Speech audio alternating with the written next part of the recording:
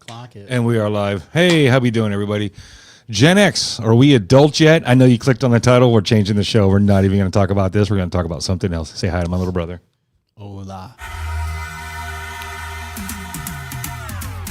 Hi, I'm Jason. And I'm Greg. We are Gen X, and welcome to our podcast. I'm going to give a shout out to all of our listeners out there, everybody who's listening on audio only land. Thank you so much for being such a good follower and a consumer of the content. We love you guys. We see you. If you haven't already, like, subscribe, follow, marry, kill, F. Just kidding. Like, comment, subscribe, follow on all of our platforms. We are everywhere. Gen X needs to be. Give us some love. Give us a follow, give us a like. And if you're watching us tonight or you're tuning in, give us, some love. Jump in with your answers and your questions or whatever. Participate. We do have the live chat. And, we are always able to respond to our people. So, we are still wondering, are we adults yet? I don't think we are. But we have been since we were 10. So, it's weird. It's called a conundrum. It's like one of those. Anyways, all right. So, yeah, the title is not People Who Accidentally Raised Me. That is the title that, that's out there. But what we're going to do tonight, folks, is I have my little brother here tonight, and this is kind of a last-minute idea. But you know what? We are 13 years apart, right? 12. 12 years apart. 72 and 84. We are 12 years apart. Another great thing created in 84. Yeah, how could I forget that, man. Right? I told you that when you made that episode. All the good movies, all the good music. All the good things, 84. So anyways, we are 12 years apart. And so, this whole idea of the show is Gen X, and we do a lot of nostalgia. We do a lot of throwback stuff, 70s and 80s and stuff. We are 12 years apart. So I wanted to see kind of what separates us and kind of where we overlap. We grew up in the same house. We have the same parents. Yeah, man. But there's a lot of shit that's different. Yes. There's a gap between the millennial that I am and the Gen X that you are. Mm-hmm. And I know that from other millennials my age who don't have a Gen X older sibling who helped to bridge that gap. You know what I mean? Mm. For sure. I was the big 80s presence in the house. Yes, man. Got it. All right. So here we go. We got a few questions and a few kind of like stories or whatever we're going to do tonight. But again, we're kind of making this up. And you know what? This is our show. We'll do what we want. Thank you guys for tuning in. Hit us up in the comments. Like, subscribe, follow, do all the things. So love you guys. All right, Austin. First thing that's going to separate us. For sure. Right off the top. There, yeah. Top 3 cartoons. Are we talking sentimentally or cartoons that I would literally rush home to watch because I didn't want to miss? Or wake up early on Saturday because I didn't want to miss? Yeah. That one, right? Those ones. Because sentimentally, Ninja Turtles is at the top of every list. Of course. But the cartoons, there's kind of a span of them, right? When I was really little, we would go out of our way to watch the Uncanny X-Men. Yes. Because it had a kind of like soap opera feel to it. The episodes weren't continuous, but they had just enough to make you feel like it was an ongoing story. Yeah. Pokemon, when it came out, I would rush home to watch Pokemon. I was like 14 when that came out there. Matt really liked a cartoon called Centurions. I remember That's when Centurions. Cartoon Network first came out, was when I was little. And then Dragon Ball Z, the entire Dragon Ball saga. Now, the standard millennial answers are different, right? You're talking Thundercats, Ninja Turtles, Silverhawks, anything that you can remember from those early Saturday morning. Jason the Wheeled Warriors. There was a King Arthur cartoon. There was a Mario Brothers cartoon. Oh, I remember all those. Yeah. You know what I mean? They're all of them. But the ones that I liked, Pokemon, Dragon Ball Z, right, Uncanny X-Men, man. Right. Okay. The cartoons that I rushed home for was Scooby-Doo because they showed that like right at 3:30 or something shit like that. Right when I was in whatever grade I was in. I didn't want to miss that one. I used to brag that I've seen every Scooby-Doo episode. I can tell you exactly blah blah. I thought that was big bragging rights back then. So I would get excited for the episodes with guest stars on Scooby-Doo. Yeah. But I think the most excitement was, honestly, again, we talk about it all the time, and it's like a well-known thing, but that excitement on a Saturday morning, I was up at the ass crack of dawn before cartoons even started, parked at the fucking TV waiting for anything animated to come on. Which ones?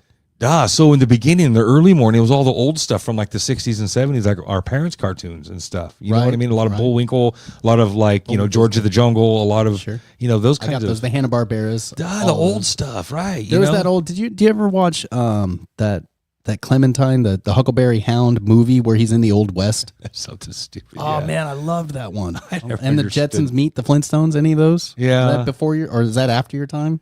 I remember some of those crossovers. Yeah, but those weren't like ever originals or anything. Or I thought, those were always like straight to VHS versions.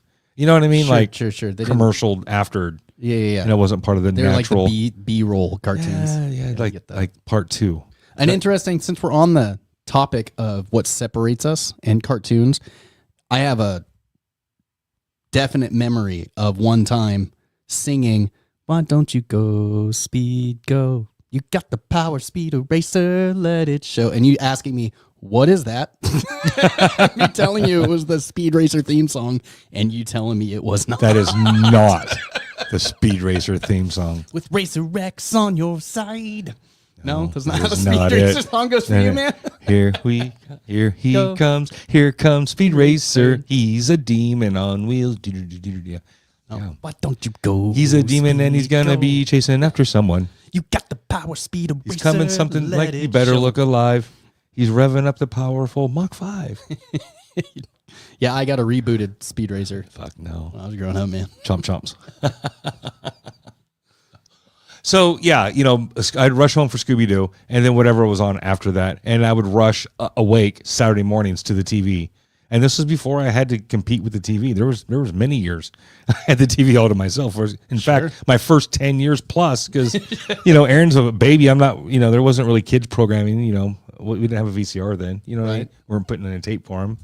So I had free TV for a long time. All right. So you're 11 years old. You have no money. Your parents are gone. Fuck. Sure. That happened a lot, man. I had 2 little brothers to tend to while my parents were gone at that age. I had one. When you were 11. Yeah. Sure. I wasn't around yet for another year. You weren't there yet. So what are you doing? You start with this one, man.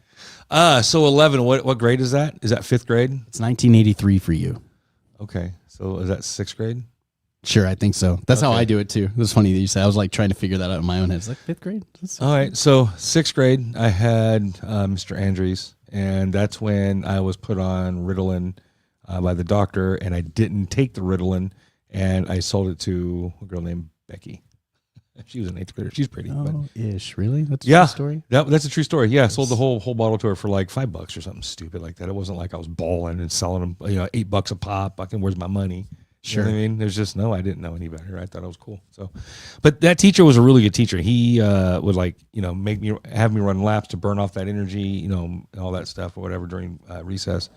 And he would feel my head, and see if I was sweating. And so I started, getting a drink of water and splashing my head and okay, I'm good. And just show him my forehead and stuff. And I go sit down because I ran laps and so. That was your punishment for selling drugs? No, that was my punishment for being off the fucking hook ADHD unmedicated in his class. That was him trying to calm you down. Yeah, that was help me burn off that energy. So if I'm in 6th grade, I had a bike.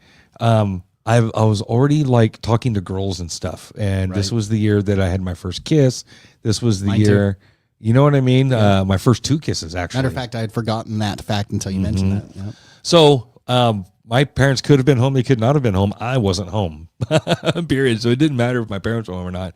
I wasn't there. Sure. I was out. And all this took place on the side of Mikey's house. I hung out with Mikey a lot, too. Yeah. Because we lived in the same neighborhood for a long time. Yeah. Yeah, like 6th grade through Cousin Mikey? High school. Yeah, Mike, he lived right down the street. Yeah. Yeah, we lived 2 blocks away from each other. 6th grade would have been the first year of mine and Jesse Lynn's friendship. So that was around the time where it's split, right? You come home and some days you're still playing Ninja Turtles with your little brothers, and then other days you're hanging out with your cool friend. Yep. You know what I mean? And you're like, let's start a ska band because it's 1996 or 97. Yeah, and that's what's hot right now. You guys are playing Tony Hawk. That's the cool thing. No, Tony Hawk's not for another 3 or 4 years at that point. We're still at what's going to happen next? We can't afford a Sony PlayStation when I'm in 6th grade. We're still on Super Nintendo. We might have had a Nintendo 64 at that point. I don't know if inline was a thing yet. I think inline started when Aaron was a freshman, so that would have been 7th grade for me. Yeah, man. You split in time, playing with toys and you're thinking about girls. Yeah. Yeah, still playing with toys, 100%. Yeah. Building forts in the backyard and stuff. Still play with fucking toys. Come on now. Bing. All right. What's the worst punishment your parents could give you? Well, one time when my friend on a Wednesday night propped me up against the door drunk when I was in 7th grade on a school night. Oh, he said hi the other day, by the way. He propped me up and just rang the doorbell and left, and I was like blackout drunk. And it was a school night. I remember trying to leave the next day with that same friend and mom yelling at me, "You're grounded. Don't you know what that means?" And me knowing to let her answer, right? Let's let her set the terms of this. And her saying, literally, "That means you tell me before you go somewhere." That's what your grounded was? That's how mom defined being grounded to me in front of Cody. Oh, yeah, I guess it's fine. People know I'm friends with Cody. Yeah. The night after he, brought me home drunk for the first time ever. Oh, my goodness. Yeah, getting grounded. My parents didn't, our parents, same people, sure, didn't really take my shit away more than just put, grounding me. They didn't call it restriction. My friends sometimes got put on restriction. That was their word for it, but ours is grounded. Yeah. And, I just couldn't leave. And sometimes I got grounded to my room. I'm grounded to the house. Parents. Yeah. Yeah. I would get, so one time I got grounded and okay. Every time Dad has whooped my ass, which has been twice, I basically formally requested each one. Sure. You submitted the paperwork. I submitted the paperwork. It was approved. He delivered. It was a well-known process, sure, right? Yeah. So, I don't even remember where I was going with that. Worst punishment he did. So, I got grounded to my room, but, I got my ass whooped. Mom was the one who whooped. Yeah, I got the belt. Got the belt and the cheese board. I accidentally, trying to avoid getting spanked one time. You kick and you kick. I accidentally caught mom right in the jaw with my foot. I got the spoon that time. Yeah. So I got circle spanked as a kid. I remember that. Circle spanked? You never been circle spanked? What's a circle spank, bro? Where you're walking and you're holding the kid's arm up like one hand. You're trying to swat his ass and he's trying to walk away from you like this and you're swatting his ass in a circle. Sure, no, man. Some of you have never been circle spanked and it shows. The worst punishment I ever got was Dad. One time it was my job every other day to vacuum the whole house for an entire summer and do the dishes every day. Yeah. I think I broke the window at Rapona School. I ninja kicked it. Of course. I got accused of smashing it with a steel lid from the sewer. And I remember being very upset. Those things are hella heavy. That's what I said. I remember telling the cop, you think I picked this up, threw it through the window, and then climbed through the window and gathered it, and then put it back and then ran away? Can you gather just one thing? Yes, man. I gathered it. Is what he accused me. You can't, because I didn't do that. Yeah, a roundhouse kicked that bitch, dude. Oh. You can't say that. Everybody said it was bulletproof and that it couldn't be broken. And I ninja kicked it like Chop Norris, dude. I got grounded for the whole summer for that. And my punishment was it was my job to vacuum every other day. It did not stick. And it was the big house. You remember how big those carpets and thick those carpets were? Yeah. Pugsley at the time. Punishment did that was not the stick. worst, dude. That was the worst. I got grounded to babysit, period, point blank. Yeah, but we were the coolest. That's not the worst thing that can happen, man. Well, that was, aside from getting my ass whooped by mom when I was younger. Sure. And then the twice by dad. You're grounded. We're going to the bar. You're watching your brothers. We're out. Yeah. Yeah, man. All right, we're closing the bar. We're coming home now. I was just sitting here thinking, you know what? I'm not going to fucking say it. Nah, man. I was old enough to remember that was the phone call at 2:30 That was the in phone call at 2:30 in the morning. Yeah, Hey, right. is everybody in bed? Hey, okay. Closing the bar now. I'm like, okay, Lionel's real proud of you. And he needed your help. And what closing the bar meant, they're bringing everybody fucking home. Bringing home, yeah, bringing the party back. They're bringing the party back. There was that home. one time we had the babysitter who threw the party. Mom and Dad had just met her, and she had a bunch of friends from the Bay Area over. And me and Brian almost set the room on fire. We tore an outlet cable apart, and then we connected it with tin foil and plugged it in, and it just it'll started burn. to shoot. Oh yeah. So it was all bad. But then Mom and Dad got home with their party, and there was already a party happening. That's my memory of them closing the bar. Anyways. Crazy.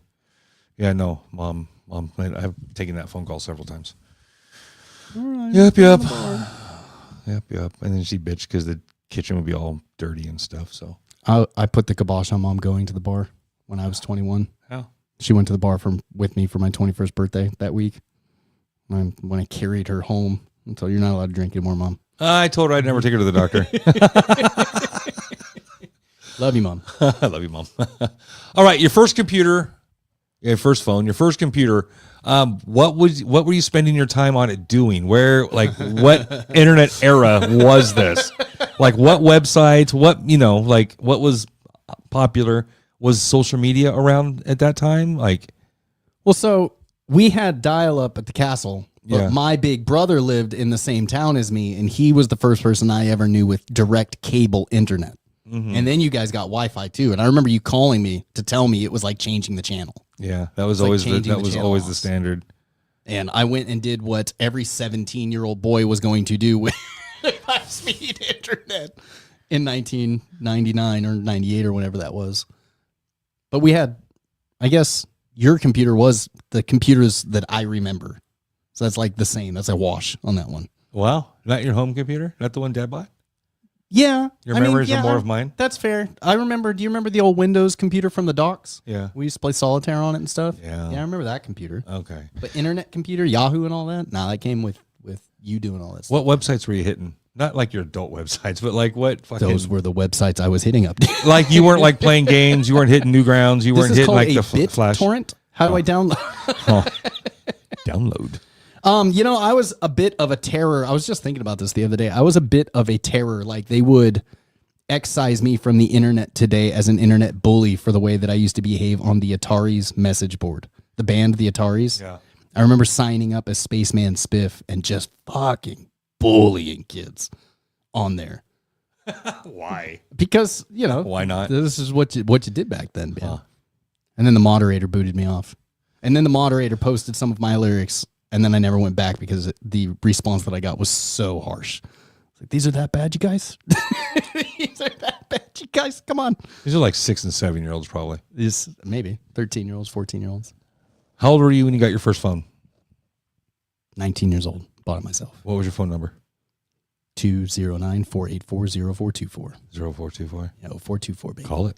484 I called that guy recently. Yeah. I did. I asked him if he was getting any messages he wasn't supposed to be getting. He's like, who is this, bro? Well, Did you call him before you got back? No. It was after? Yeah. This was like recently. Oh, Because I fuck. had money stolen out of my account, and a lot of my stuff was still sent to that phone number from my email and stuff. So I called the last 3 phone numbers associated with my accounts, and I asked every one of them, are you getting like confirmation messages from places you're in? I don't want to go into specifics or details in case, never mind. Forget I call. Fucking weird. Hella funny. My first computer, I guess it was your first computer then. I think so. Same stuff. Yeah. My first phone number was 4717556.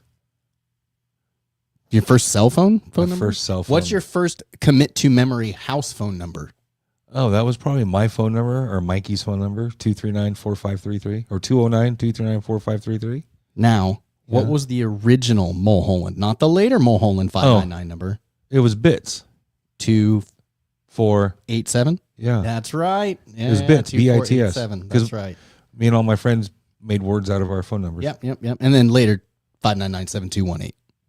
Is that what the number was later? That was the one from the later one at Mulholland and then to the castle. Really? Yep. 2487 was the first one I committed to memory. 361 Mulholland Drive is my first address. Yeah. Yours would be what? 805 Edith. I don't even know what those words mean, dude.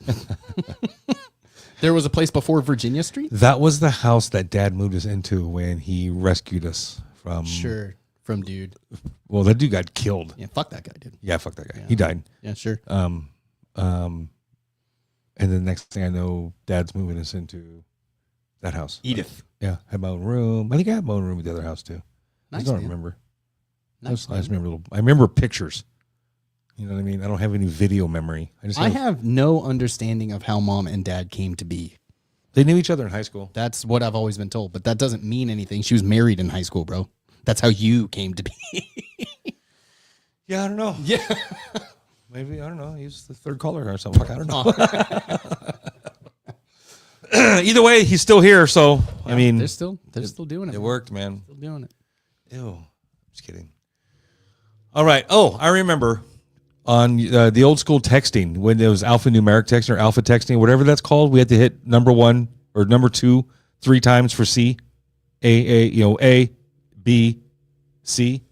Right? Yeah. Remember that? I'm pretty good at that still. That's what I'm saying. I remember you being able to do that one without looking, like holding it in your hand and just talking and just sending text messages Threw me like my this. phone one time, and he goes, "Hey!" And I just like Michael Cera and the rest of development. I remember turning my back because I didn't know what he was throwing at me. He's like, "What?" And I just watched my phone smash in front of me, but the text still sent, but the screen didn't work, and I could send very accurate text messages that way. The hit twice for B. You know what I mean? Yeah. I could do that, man. I was really good at that. I remember that shit. Tell us a lie you told your parents. I choose to not tell you the stories about any lies that I may have told. Sure. To this day. I can only think of one that was like it was like a stay the night at that girl's house and dad making eye contact with me and did anything happen before we have to go and talk to her parents? And me telling him, nope. Nuh-uh. Nope. And then her parents getting there and just spilling the beans about all of it and me not accounting for the softer whims of younger girls at that age. You know what I mean? Right. That she crumbled. Made me promise, don't you can't see anything. You got it. No problem. I'm a rock. I'm like a steel trap. Anything happen with that girl? Nope. Nuh-uh. Nope. Nope. Baroni. Baroni. And I remember too I'm just going to tell you what I know. When the dad just laid it out to dad, I remember dad just looking at me like this, just shaking his head at me and he told me I was so unprepared to defend you because I thought for sure you hadn't, fibbed to me about that. And I understand why you did. She asked you not to, but that's the one that I can think of, man. It was brutal. 14, 15 years old. I was 4 and I got attacked by a German Shepherd. I got mauled by that dog. Like 120 stitches on my head, all that. And they didn't have to, but they shot the dog, killed the dog, blah, blah, blah, and then sent it for rabies or whatever the fuck they did. I remember they shot the dog and buried it. Jesus. Then they had to dig it back up and have it rabies tested or whatever. I remember being told that. I remember going to the hospital.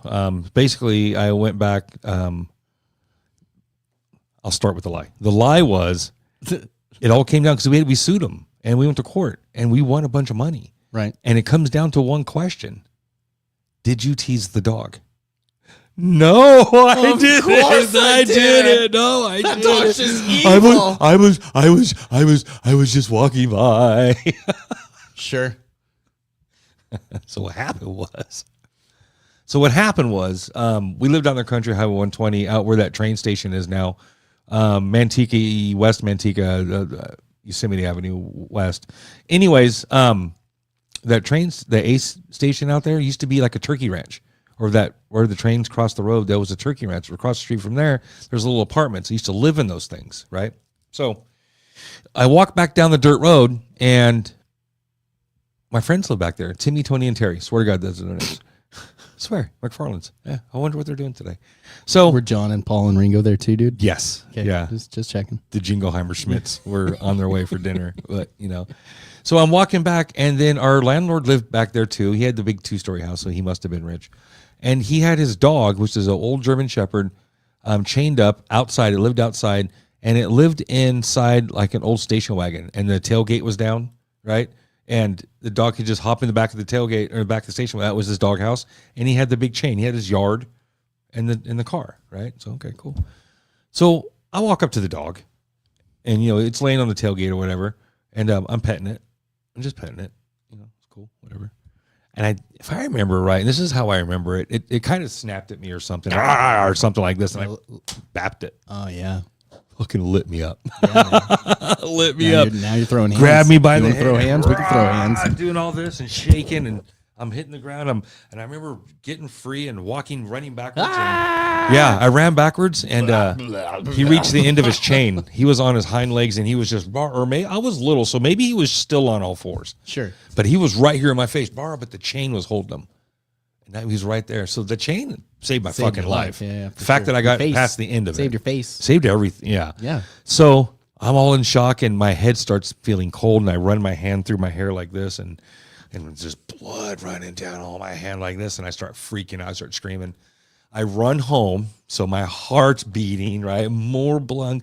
And I mean, those who know me, when I get my hair cut, you can see scars all over my head, right? Tough, man. I run home, and I stand right in front of the little gate, a little walkway up to the front door like this, and I stand there and I just scream. That's all I do is scream. And there's blood all over. My heart's pumping, so there's more blood, and and my mom, sure, fucking mom, she comes to the door. She's like, she starts screaming. I remember all that, and she grabs a towel, wraps it around my head, and that dude who died drove us to the hospital, and she's telling me, just calm, it's okay, baby, just calm down. And she was the one who's kind of freaking out, you know what I mean? But sure. Anyways, get to the hospital, and I remember they had this old school Bic single or double blade razors. This was 1976, 77, not even 77, 76. And they're shaving my head and shit.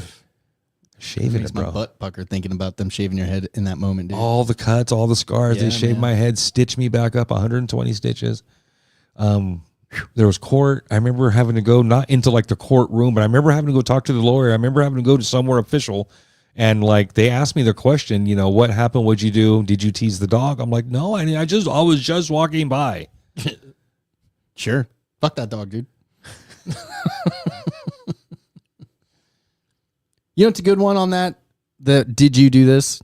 Dad asked me. I got straight F's in 5th grade on my 3rd report card of the year. Fuck. Straight F's, right? Not even a D in the effort column. I'm talking F all the way down. Dad came home, starting railing into me, laying into me, and I remember just telling him, that fixes grades. Just, the teacher's just mean, Dad. He's mean. He just doesn't like me. He's got it out for me, Yeah. So anyways, Dad goes to the parent-teacher conference, and I remember the Monday following that parent-teacher conference, our teacher, Mr. Webb, shout out Mr. Webb, having to have a talk with the whole class about fibbing to our parents about why we might not have the best grades. And then halfway through this lecture he was giving to the whole class, he just dropped the charade of that and asked me what my problem was. I thought we got along just fine. Do you think I don't like you? I like you.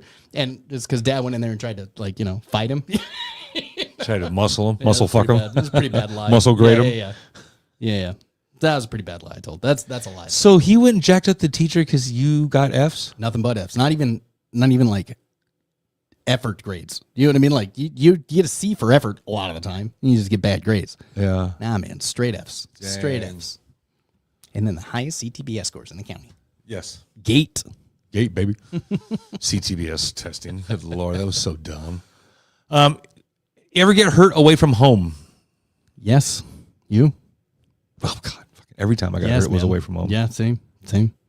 What was the greatest one? One time I picked a fight with babysitter Diane on purpose because the week before I noticed after we got into a fight that she had to take a nap. And so I kind of logged that. I was only 4 years old, but I remember logging that and purposely starting shit with her.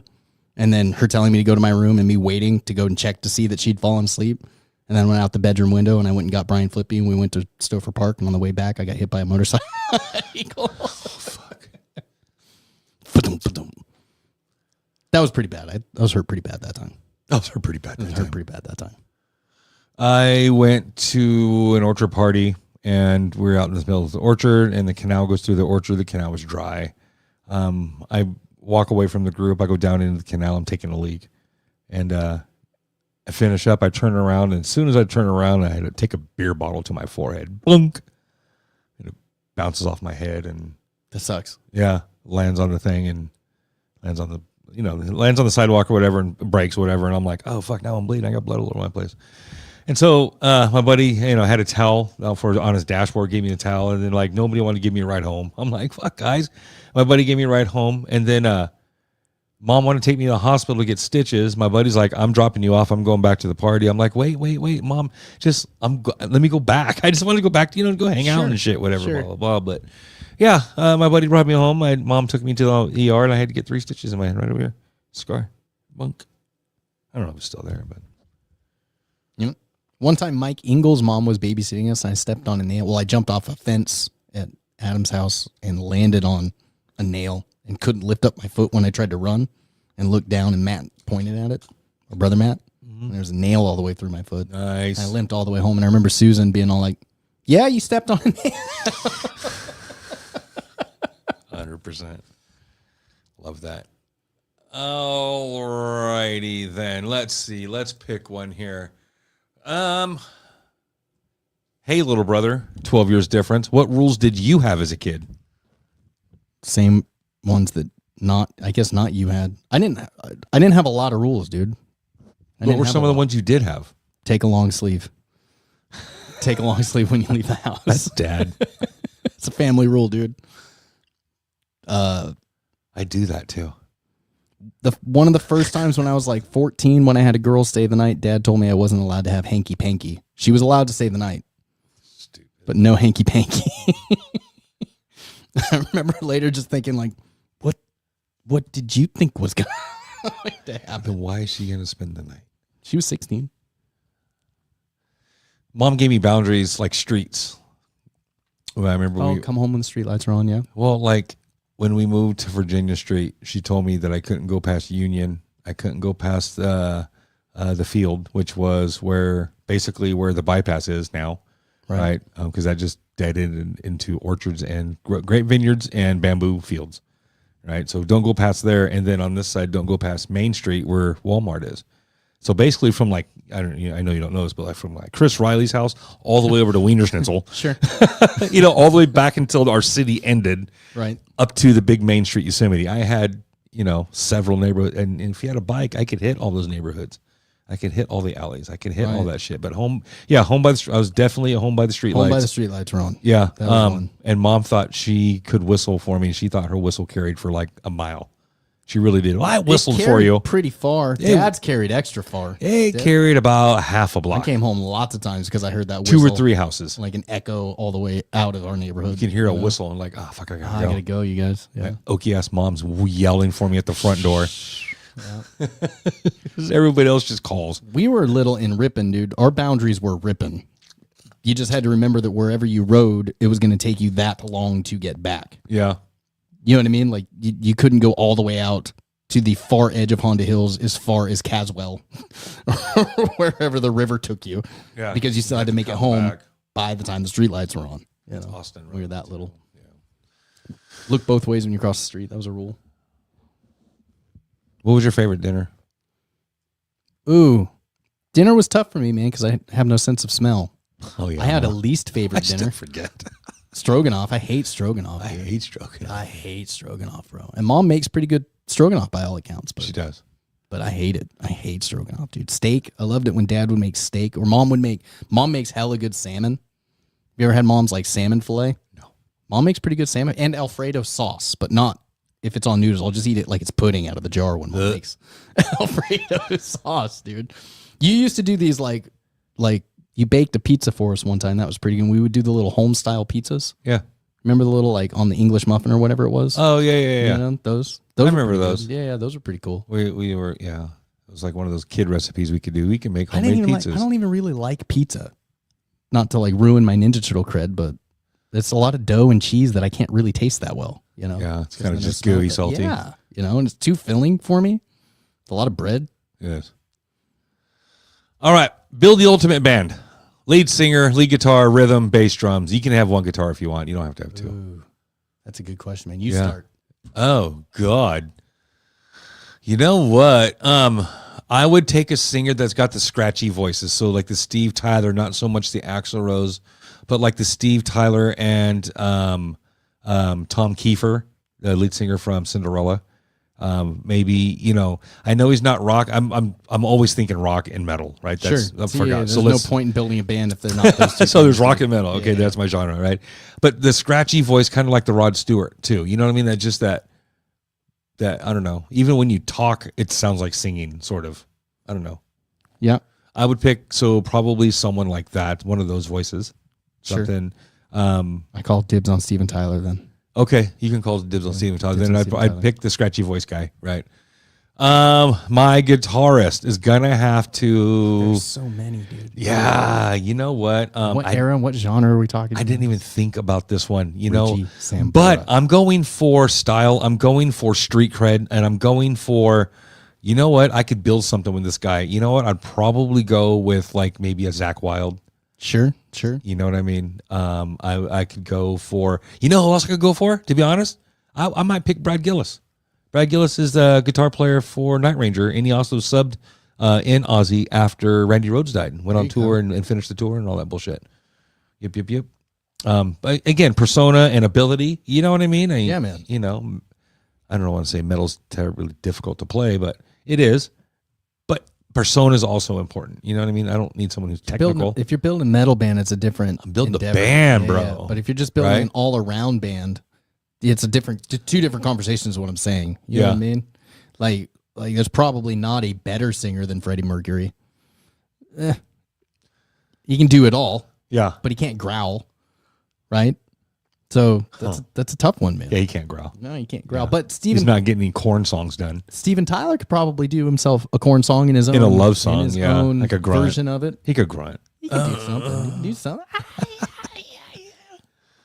My bass player, I'm taking Jason Newsted. I love Jason Newsted, dude. He's got that energy, bro. I've seen him I'm live serious, man. several times. I love dude. Jason Newsted. He's off the fucking Kurt hook. Hammett too. That's one people never mention when they build their ultimate band, but I think he's the most understated, tasteful guitarist from his era. Yeah, he's a lead guitarist And of the hottest fucking metal band on the planet. His is what makes Metallica the signature all of a sudden. Yeah, You hear Metallica when it's what's his name before the Yeah. Cinderella Megadeth. What's that guy's name? Mustaine. Mustaine, Dave Mustaine. Yeah. You hear him, Dave Mustaine era, and then you hear him, Kurt Hammett, and you understand why they made the business decision that they made. Yeah. Suddenly they had a signature sound. It's not just James Hetfield singing songs that he wrote. Now they're, oh my God, that's a thing right there. Yeah. You know, Kurt Hammett is the reason they're that thing. Yeah. That and shitty drumming. Yeah, That's that shitty drumming. Yeah, That's the trademark, dude. I get that. You don't want Lars to be your drummer, dude? No, I'm taking Tommy Lee. Tommy Lee. Again, I'm not looking for like raw fucking sheer talent. We're not a technical band. We're not a musicians band. Sure. You know what I mean? We're not like Rush. You know, those guys, you Sure. know, are loved by musicians. Probably 'cause take they're- Taylor Hawking for me. No, I don't like the way he looked. Yeah, he kind of looked like a phage. I get that. You know, always like the flat iron. He looked like a caveman the like raw. trying to hide. Oh no, he had long hair a long time, dude. He's the drummer of the Foo Fighters before he died. Yeah. But dude, if you listen to his his drumming on Everlong, bro, that might be Dave Grohl doing that track. He's a drummer too. Yeah, but I wouldn't choose Dave Grohl No. as my drummer. You know, I wouldn't choose Travis Barker either. I think he ruined that band. He put him in one spot they could never leave. They could never leave. It's always Pop Travis. punk. It's not just pop punk, but like Travis Barker. Travis pop punk. Barker pop punk. It's a very specific sound. Yeah, like 16th notes and 32nd notes. It's and, a lead drumming band. It's where the drums are the lead instrument, and the music is built around that. That's not true. Adam's song.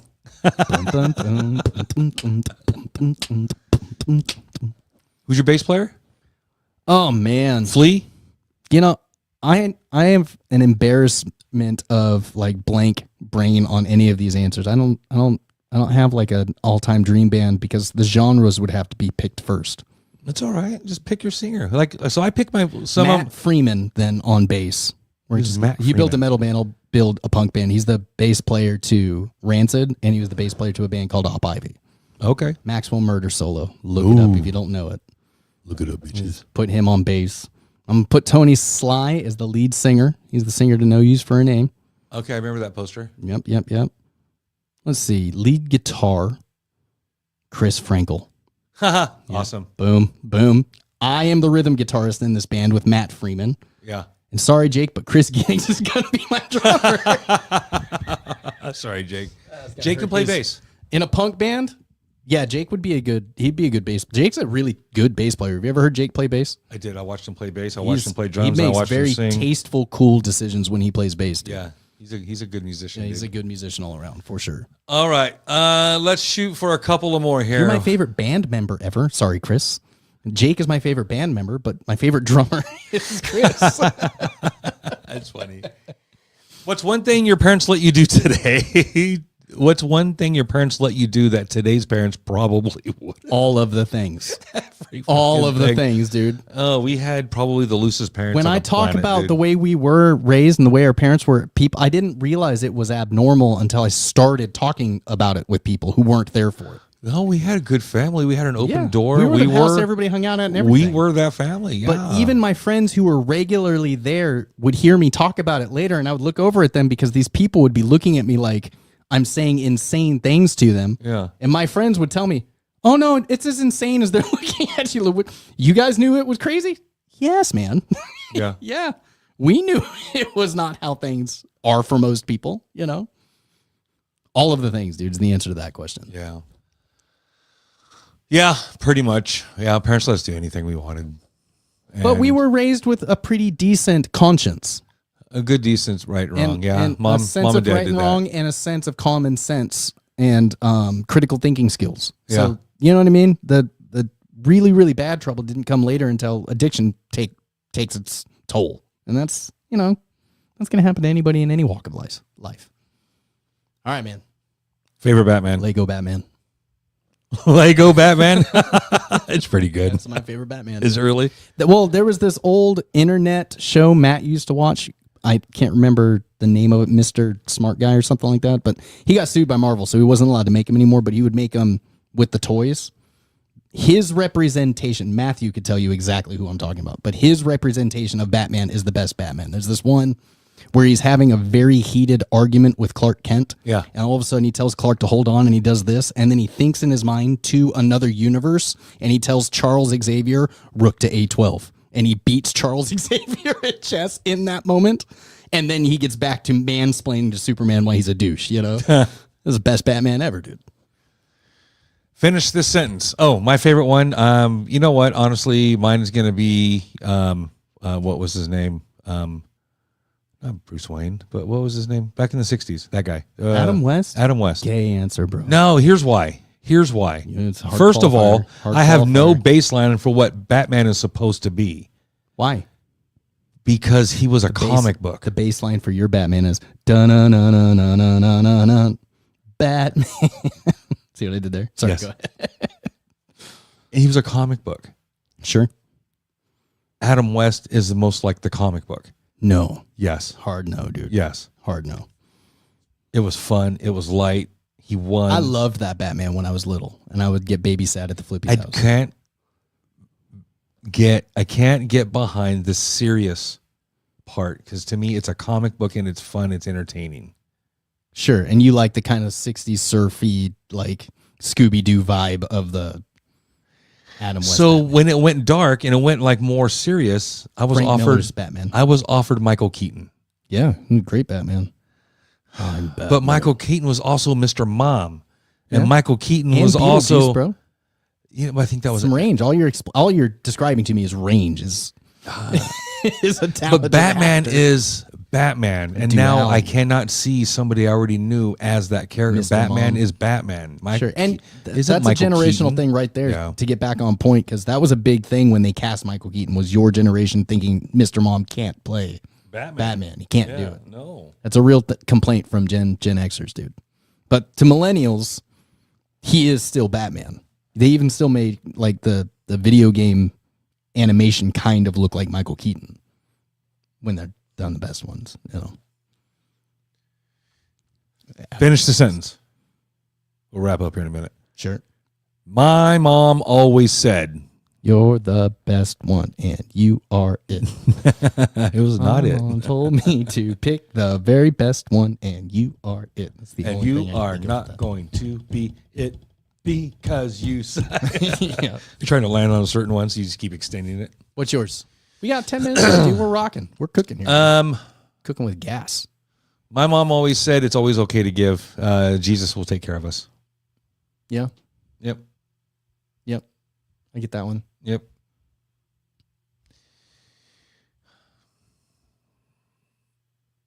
It works. I drew a blank there, but it worked well for me. I've never really gone without. I've got that one. You know I've what I got mean? that one embedded in me. That one makes sense. Name one piece of advice from your parents.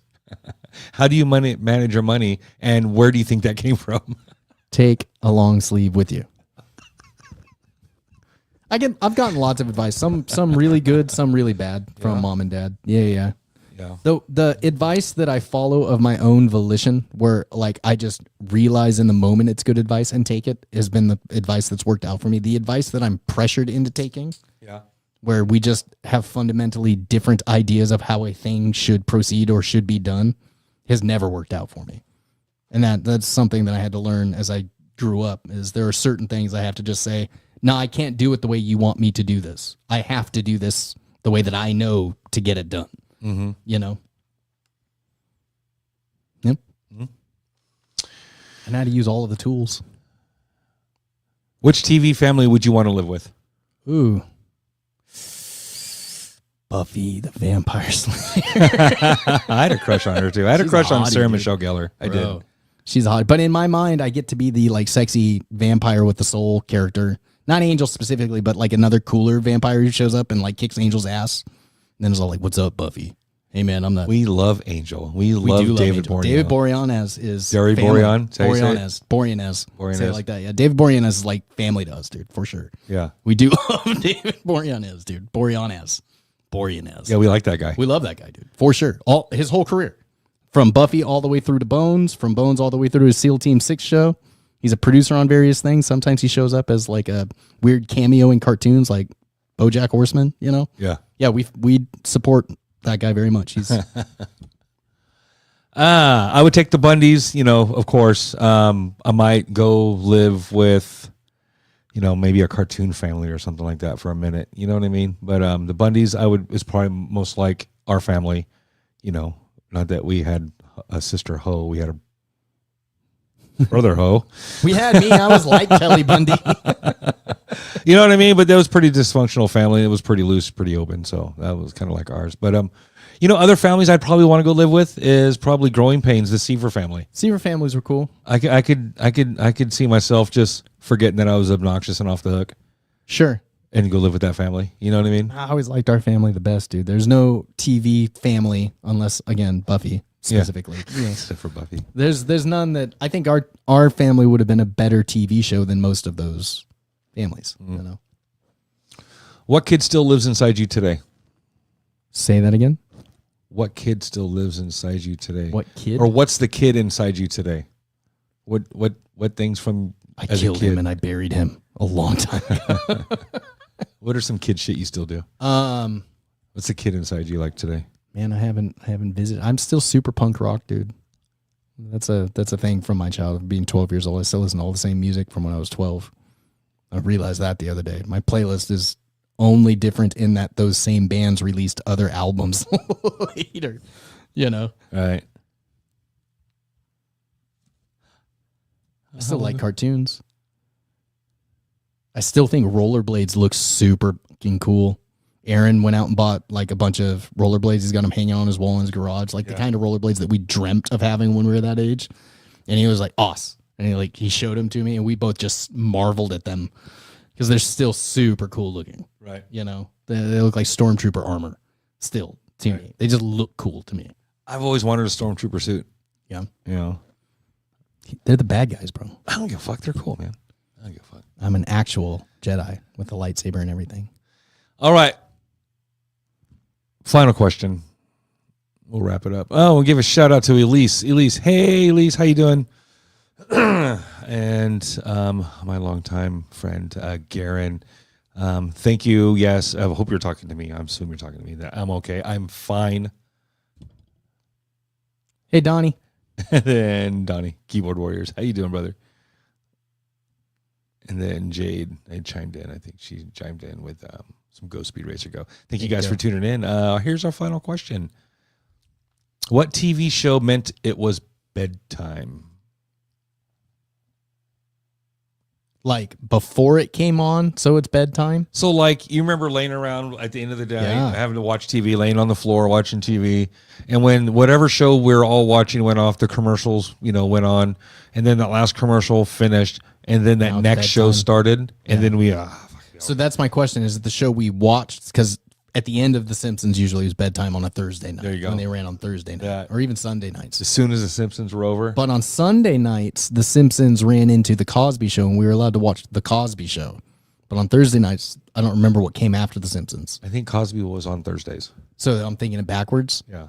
But yeah, it was something like that. On one of the nights it was on, there was another show we were allowed to watch. And then when they moved nights, at the end of The Simpsons, it was bedtime. Yeah. You know, I don't remember the late night shows. Dad used to switch to HBO sometimes. Yeah. That's when. You know, then go it to would bed. be, yeah, it was bedtime. Yeah, we got cable for Christmas one year. That was how we got cable. It was a Christmas present. Really? Yeah. I don't remember that. I remember getting Ocarina of Time and then Nintendo 64 for Christmas one year. No, we got cable. I remember. Yeah? Yep. Hooked up to the VCR because I knew how. Nice, man. Yeah. A Mulholland? No, this was on Virginia Street. Oh, so why would I remember that, dude? I was 2 years old on Virginia Street. 3 at my oldest, and not hardly. Oh, here you go. Here's your longtime bestie right there. Boom. Hi, show. Her favorite episode ever. Of ever. Of ever. I want to thank you guys for tuning in and hanging out with us. Greatly appreciate it. You know, like I said in the beginning, I scrapped the original idea and went left. So I'll have to change this thumbnail. But anyways, blah, blah, blah, blah, blah. Thank you guys for tuning in and hanging out with us. I greatly appreciate you guys. Again, like, subscribe, follow. Thank you for the comments and thank you for the love. My name is Jason. I'm Greg. Peace out, everybody. You got to say late. Late. That is Greg's line. Yeah, well, you didn't say it. You have to go late. That's a little bit like a Zeke Kyle, dude. Like, Late. I don't want a Zeke Kyle. The attack actually ascends. Yeah. Or the decay actually ascends. Yeah. Yeah, it's no good, dude. It's no good, man. The attack is delayed. Late. And the decay is. Looks like you're going to high five, but then there's nobody there. Yeah. Late. Has anybody ever taught you how to give a good high five, dude? Where you aim your elbows at each other and That's what it is, huh? you just. Just line up your elbows. Me and Chris Giddings give epically good high fives, dude. That was one of our things before and after shows. Watch. I'm going to hit end stream and I'm throw up the peace sign.